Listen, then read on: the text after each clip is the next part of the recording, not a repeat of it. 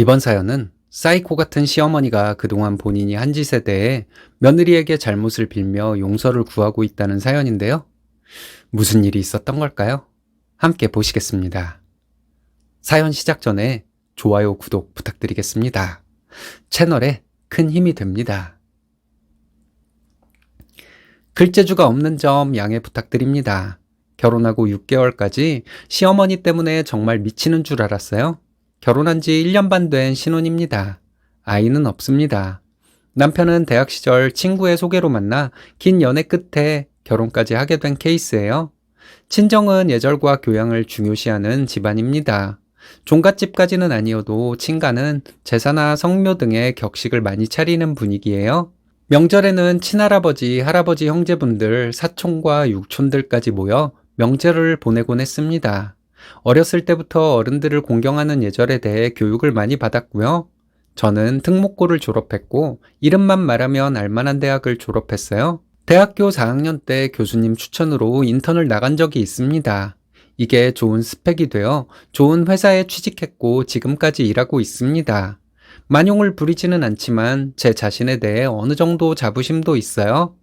시어머니는 저를 깎아내리지 못해 안달이 난 분이었습니다. 어떻게 말을 저렇게 할 수가 있을까? 시어머니는 삶의 목적이 나를 깎아내리는 것인가? 하는 생각이 들게 만들었죠. 하루라도 저를 못 살게 굴지 않으면 못 견디는 사람이 시어머니였습니다. 상견례 전부터 시댁에 많이 찾아뵈었습니다. 연애 기간이 길었기 때문에 자연스럽게 그렇게 된 것이었죠. 결혼 전에는 전혀 몰랐습니다. 시어머니가 가면을 쓰고 있었기 때문이었고 시어머니가 이런 사람인 걸 알았다면 결혼을 안 했겠죠. 대학생일 때 남편과 데이트하며 먹으려고 도시락을 싸면 시부모님 드리라고 따로 도시락을 싸서 보낸 적도 많았고 시아버지 병원에 입원했을 때 병원밥이 입맛에 맞지 않는다고 해서 도시락을 제가 직접 싸서 열심히 보내기도 했습니다. 대학 졸업할 때쯤에 시부모님과 식사도 함께하며 자연스럽게 인사를 드렸고 결혼 1년 전부터는 남편 없이도 시부모님을 만날 정도로 왕래가 있었습니다. 결혼 전에 시아버지는 저를 많이 예뻐해 주셨는데 시아버지는 저 퇴근 시간에 맞춰서 저희 회사 앞에서 기다렸다가 저녁을 사주신 적도 몇 번 있었습니다. 시어머니는 저를 늘 칭찬하는 분이었어요. 저를 좋게 봐주시는 분이니 저도 사람들에게 시어머니 자랑을 하곤 했죠. 친구들이나 지인들이 시댁 때문에 힘들다는 얘기를 들으면 저는 속으로 다행이라는 생각이 강했습니다. 좋은 시댁 만나서 복 받은 거라고 생각했어요. 저희 시어머니는 50대 후반이고 전문대 출신입니다. 시어머니가요, 학벌, 서열 같은 것을 엄청 따지십니다. 누군가가 지방대 출신이라 하면 심하게 깎아내립니다. 사람 취급도 안 하는 수준으로 깎아내려요. 남편이 나온 대학은 제가 나온 대학보다 좀 낮은 대학입니다. 사람 심리가 그렇잖아요. 아래를 보기보다는 위를 보는 거요. 저는 제가 나온 대학보다 더 높은 대학이 분명히 있기 때문에 지방대나 전문대 출신인 사람들을 무시하지 않습니다.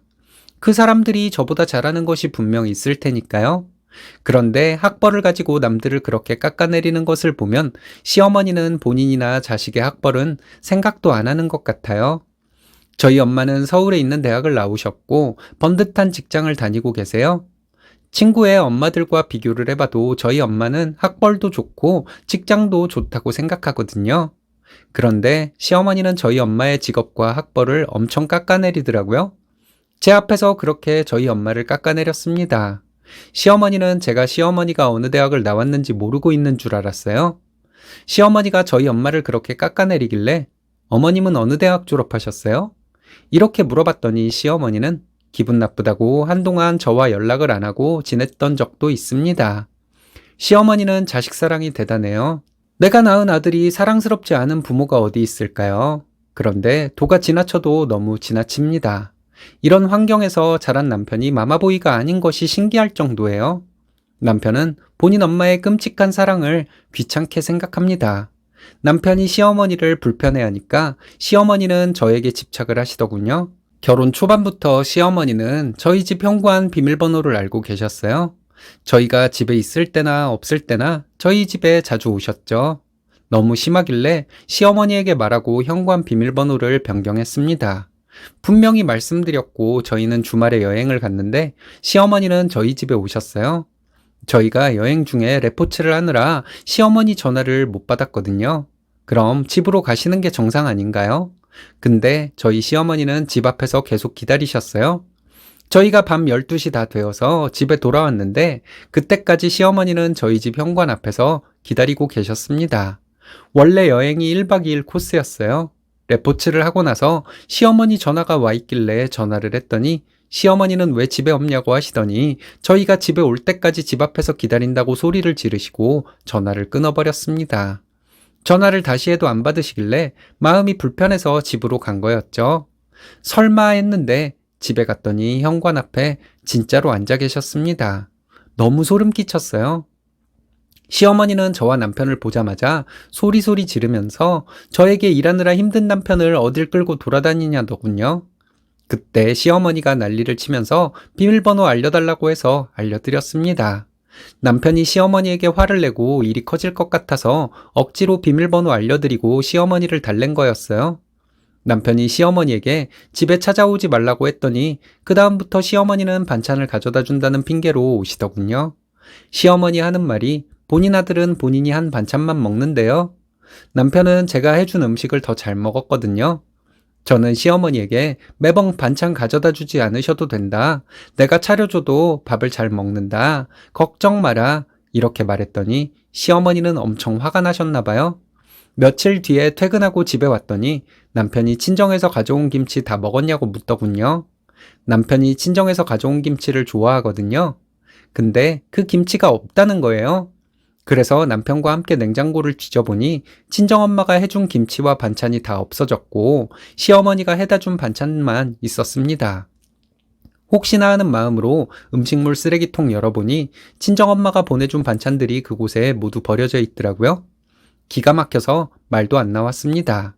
제가 다니는 회사는 육아휴직이 보장되고 임신과 출산 때문에 눈치를 주는 회사가 아니에요. 하지만 남편과 협의를 했고 아이를 갖는 것은 미루기로 했습니다.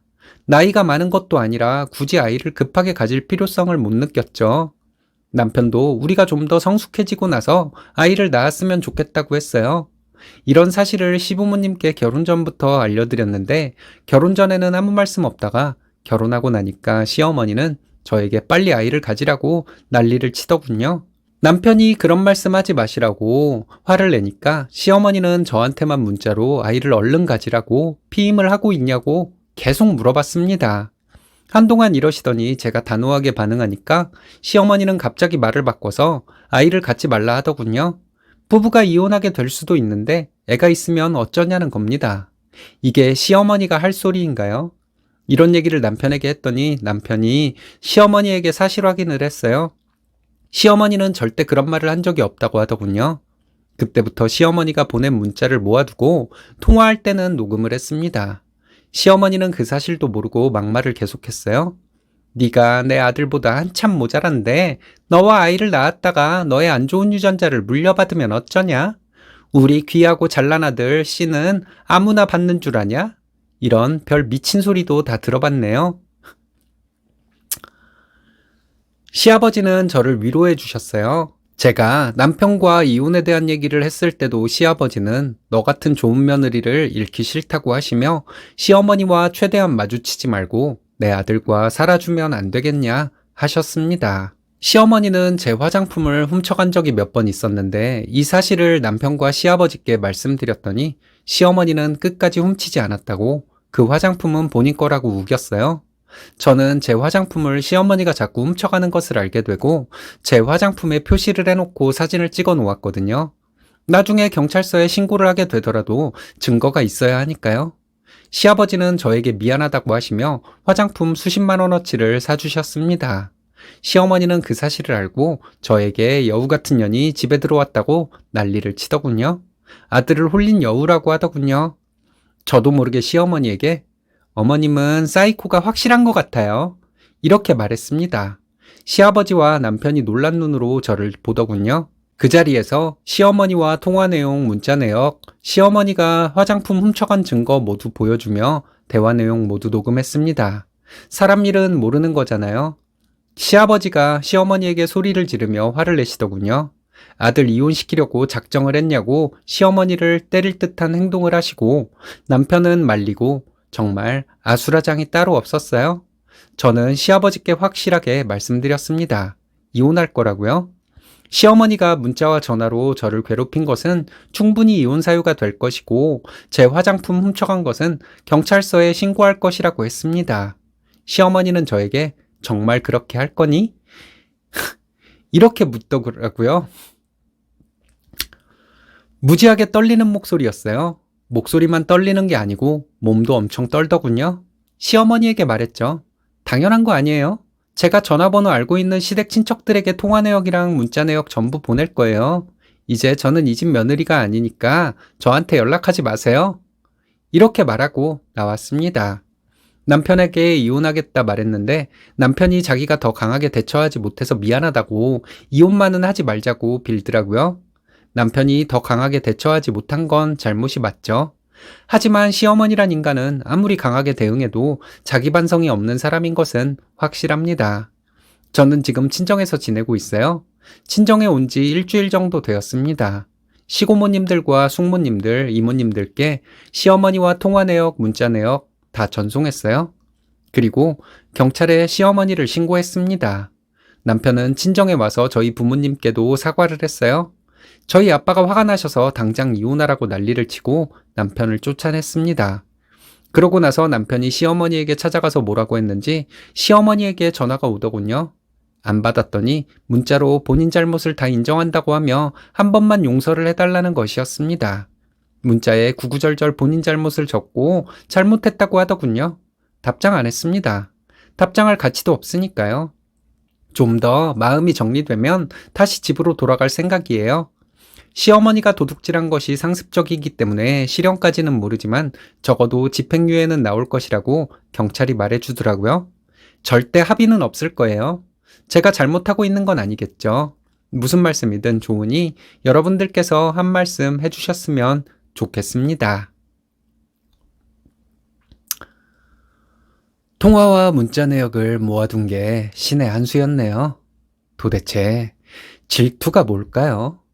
시어머니는 본인의 질투심이 아들의 인생보다 중요한 사람인가 보네요. 이런 사람들은 확실하게 응징해야 합니다. 쓰니님이 참 잘하신 것 같은데 여러분들의 생각은 어떤가요?